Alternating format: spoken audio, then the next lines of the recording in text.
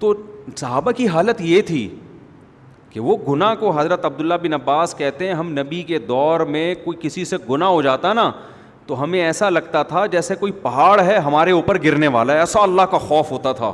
آپ خود دیکھو نا, ایک صحابی سے زنا ہوا, نبی سے آ کے کہہ رہے ہیں کہ مجھے رجم کریں, پتھر مار کے ہلاک کریں. نبی نے ان کو نکال دیا اپنی محفل سے کہ جاؤ, بتا دیا گویا بزبان حال کہ توبہ کرو بس اللہ سے. تسلی نہیں ہو رھی, دوبارہ آئے, یا رسول اللہ آپ مجھ پہ حد جاری کریں. عورت بھی ایسا کر رہی ہے, عورت کا دل تو بہت کمزور ہوتا ہے, وہ تو پتھر مارنا اس کے لیے مشکل ہے, وہ یہ منظر نہیں دیکھ سکتی کہ لوگ کسی کو پتھر مار رہے ہوں. اور وہ نبی کے پاس صحابی آ رہی ہیں, یا رسول اللہ مجھ سے زنا ہو گیا, آپ مجھ کو رجم کریں. نبی نے ان کو بھیج دیا واپس, جاؤ, یعنی اشارہ کر دیا کہ بھئی اللہ سے توبہ کرو. دوبارہ آئیں, چوتھی بار آئیں تو نبی نے کہا کہ تمہیں حمل ہے, واپس چلی جاؤ. وہ اگر دوبارہ نہ آتی نبی ان کے پیچھے کسی کو نہیں بھیجتے. کتنا خوف, بچہ جن لیا, بچہ لے کر آئیں, یا رسول اللہ اب اس کی جان ضائع نہیں ہوگی کیونکہ بچے کا کیا قصور تھا, آپ مجھے رجم کریں. نبی نے فرمایا اگر تمہیں رجم کر دیا تو اس بچہ تو ماں کے بغیر یہ اس کی تو تربیت ہی نہیں ہو سکے گی, یہ تو روٹی پانی کا محتاج ہے. دوبارہ چلی گئی, 7 سال کا بچہ ہوا نا روٹی کھانے کے قابل. کتنا ڈیلے کیا نبی نے ان کو کہ یہ واپس نہ آئیں. وہ واپس آئیں, بچے کے ہاتھ میں روٹی کا ٹکڑا کہ یہ خود کھاتا ہے اب. تو پھر ان کو رجم کیا, جنازہ پڑھایا نبی نے. حضرت عمر نے عرض کیا یا رسول اللہ ایک عورت نے زنا کیا, آپ جنازہ پڑھا رہے ہیں. تو نبی نے فرمایا لقد تابت توبۃ لو قسمت بین 70 من اہل المدینۃ لوسعتهم. اے عمر اس نے ایسی پیاری توبہ کی ہے کہ اگر مدینہ کے 70 کبیرہ مرتکب گناہ گاروں میں اس کو ڈیوائڈ کیا جائے نا تو ہر ایک کی بخشش کے لیے کافی ہو جائے. 70 آدمیوں کی توبہ اس ایک نے کی ہے, اکیلی نے. تو ایسے خاندانی لوگ تھے, گناہ شیطان نے کرا دیا. ان کو یہ کہا جا رہا ہے, امیدیں دلائی جا رہی ہیں, اتنے مایوس نہ ہو, کوئی بات نہیں, ہو گیا, گڑ گڑاؤ اللہ کے سامنے. یہ گڑ گڑانا بھی اللہ کو پسند ہے, اور اتنا پسند ہے کہ اگر سارے ہی نیک بن جائے نا, ایسے صوفیوں کو اللہ ختم کر دے گا. اللہ کہے گا معافی مانگنے والے کہاں گئے بھائی. تو یہ ان کے بارے میں, ہمارے بارے میں قطعاً نہیں ہے کہ ہم کہیں یار اچھا ہوا ہم بھی گناہ کر رہے ہیں. بھائی ہم تو, وہ ہماری کیفیات ہی نہیں بن رہی گناہ کر کے, وہ ہمیں خوف ہی پیدا نہیں ہو رہا. تو میں جلدی سے اصل بات کی طرف آتا ہوں کہ بھائی صرف ایمان کافی نہیں ہے, وہ کیفیات بنانا ضروری ہیں. تبھی تو قرآن کہتا ہے اذا تلیت علیہم آیاتہ, ایمان والے وہ ہیں جب ان کے سامنے ہماری آیات تلاوت کی جاتی ہیں, وجلت قلوبہم, ان کے دل دہل جاتے ہیں. وَإِذَا سَمِعُوا مَا أُنزِلَ إِلَى الرَّسُولِ, جب یہ اس کلام کو سنتے ہیں جو رسول پہ نازل ہوا. تَرَىٰ أَعْيُنَهُمْ تَفِيضُ مِنَ الدَّمْ, اے نبی آپ دیکھتے ہیں ان کی آنکھوں سے آنسو بہنا شروع ہو جاتے ہیں. یہ وہ کیفیات تھیں جو صحابہ کی بنتی تھیں. آج ہمارے دل کیا ہو گئے, خشک, سخت ہو گئے. قرآن کہتے ہیں نا فَوَيْلٌ لِّلْقَاسِيَةِ قُلُوبُهُمْ, جن کے دل سخت ہو گئے, نصیحت کی بات ان کے دل پہ اثر نہیں کر رہی. اچھا دیکھو قرآن بار بار دل کا ذکر کر رہا ہے, دماغ کا ذکر نہیں کر رہا. حالانکہ بات جاتی کہاں ہے, پہلے دماغ میں جاتی ہے, لیکن قرآن تذکرہ کس کا کر رہا ہے, دل کا. وجہ اس کی ہے کہ دماغ میں جب جذبات بنتے ہیں نا تو فوراً اثرات کہاں آتے ہیں, دل پہ آتے ہیں.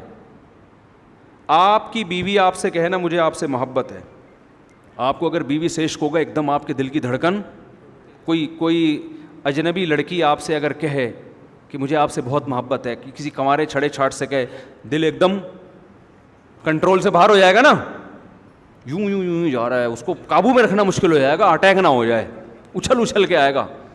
تو اثر دماغ پہ ہو رہا ہے یا دل پہ ہو رہا ہے, دل پہ ہو رہا ہے, دل ہلے گا اس کا. لیکن بیوی صبح سے شام بولتی رہے کہ مجھے آپ سے محبت ہے, آدمی کہتا ہے کوئی تیرے اس کے علاوہ کوئی کام نہیں ہے.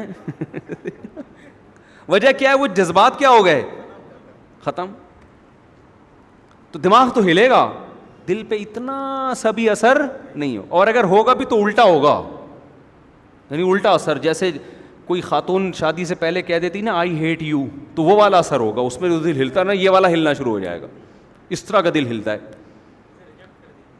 تو ہاں, تو قرآن کیا کہہ رہا ہے, قرآن ساری کیفیات کس کی ذکر کر رہا ہے, دل کی. وجہ کیا ہے, یہ بتانے کے لیے کہ صرف ایمان کافی نہیں ہے، عمل کے لیے کس کا بننا ضروری ہے؟ دل کی دھڑکنیں، دل کی دھڑکنوں میں ایمان پیدا ہو جائے، دل کی دھڑکنوں سے پتہ چلے کہ مومن ہے۔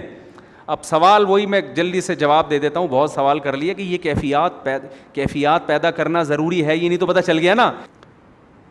یہ صحابہ کرام میں یہ کیفیات تھیں، تبھی میدان جنگ میں تلواریں چل رہی ہیں، اور ایک صحابی نے منت مانی تھی، اللہ دوبارہ جنگ ہوئی تو دیکھ میں کیا کرتا ہوں۔ جب دیکھا جنگ چھڑ رہی ہے، یہ کھجور کھا رہے تھے، انہوں نے کہا چلو کھجور ختم کر کے جنگ میں جاتا ہوں، لیکن کہا کہ جنت قریب کھڑی ہوئی ہے بھائی، جنت میرے سامنے، اللہ کی قسم یہ کھجور کھانے کا زمانہ بہت طویل ہے، اتنی دیر میں جنت، نہ ابھی جاؤں گا، اور لڑے اور اللہ کی راہ میں شہید ہو گئے۔ اور ہماری جو جنت پہ کیفیات بنتی ہیں، جنت پہ بیان سن لیا، یہ نہریں، یہ حوریں، تھوڑا سا خیال آتا ہے اچھا ٹرائی کر کے دیکھتے ہیں، تو ایک دن بمشکل اٹھے گا جیسے قبر سے مردے کو اکھاڑا جا رہا ہے، فجر میں آ کے کھڑا ہو جائے گا فجر میں، بس اس کے بعد پھر 6 مہینے تک مارکیٹ سے شارٹ، ورنہ تو یہ بھی نہیں ہوگا۔ تو دم میں آگ لگانے کے لیے علماء کہتے ہیں 2 کام کر لیں آپ، سمجھتے ہو کیا کر لیں؟ 2 کام۔ ایک استحضار، جس چیز کو انسان بار بار سوچتا ہے نا، وہ آپ کے لاشعور کا حصہ بننا شروع۔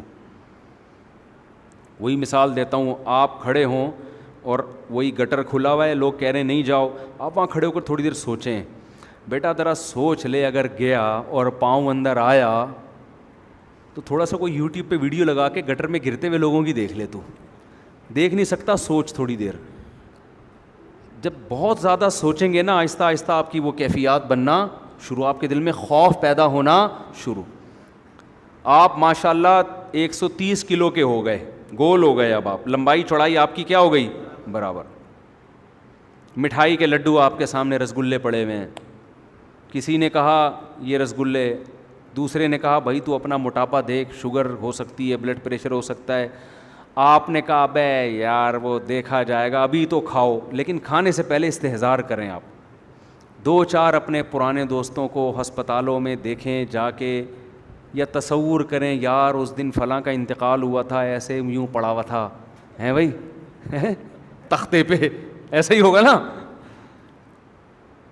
ایسے تختے پہ پڑا ہوا تھا، اچھا بھلا ہٹا کٹا تھا، اس دن فلاں کو برین ہیمریج ہوا تھا، اب وہ تھا، اب ہے، بولو اس کا جنازہ اتار رہے تھے ہم قبر میں۔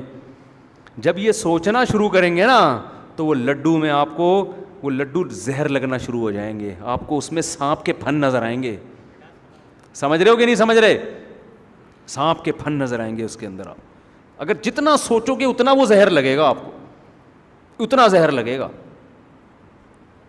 تو مریضوں کا جب انسان سوچتا ہے نا، بھائی وہ بھی ان کے ساتھ یہ ہو گیا، ان کے ساتھ، جب سوچتا ہی نہیں ہے تو پھر پھوڑتا چلا جائے گا، یقین تو ہے کہ ایسا ہوگا لیکن استحضار نہیں ہے، اس کو کہتے ہیں استحضار۔ استحضار کا مطلب حاضر کرنا کسی چیز کو، دماغ میں لائیں اس کو۔